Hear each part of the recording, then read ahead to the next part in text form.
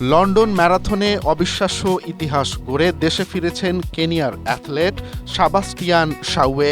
প্রথম মানুষ হিসেবে ৪২.১৯৫ কিলোমিটার বা ২৬.২২ মাইল দূরত্বের এই দৌড় তিনি শেষ করেছেন মাত্র ১ ঘন্টা ৫৯ মিনিট ৩০ সেকেন্ডে। বুধবার নাইরোবি বিমানবন্দরে পৌঁছালে তাকে বীরোচিত সংবর্ধনা দেয়া হয়। বিমানের চাকা মাটিতে ছোঁয়া মাত্রই শুরু হয় ঐতিহ্যবাহী নাচ আর উল্লাস। শাওয়ে এই সাফল্যকে তার একা নয় বরং পুরো দলের অর্জন হিসেবে দেখছেন। তিনি জানান, দেশের মানুষের দোয়া আর সমর্থনই তাকে এই অসম্ভবকে সম্ভব করার শক্তি দিয়েছে।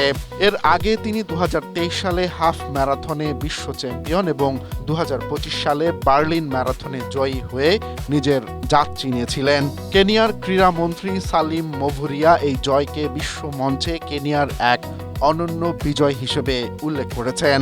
বিশ্লেষকদের মতে শাওয়ের এই সাব 2 আওয়ার রেকর্ড খেলাধুলার ইতিহাসে এক নতুন যুগের সূচনা করল। শাওয়ের বাবা মা জানান, প্রতিটি দৌড়ের আগে তিনি ফোন করে দোয়া চাইতেন।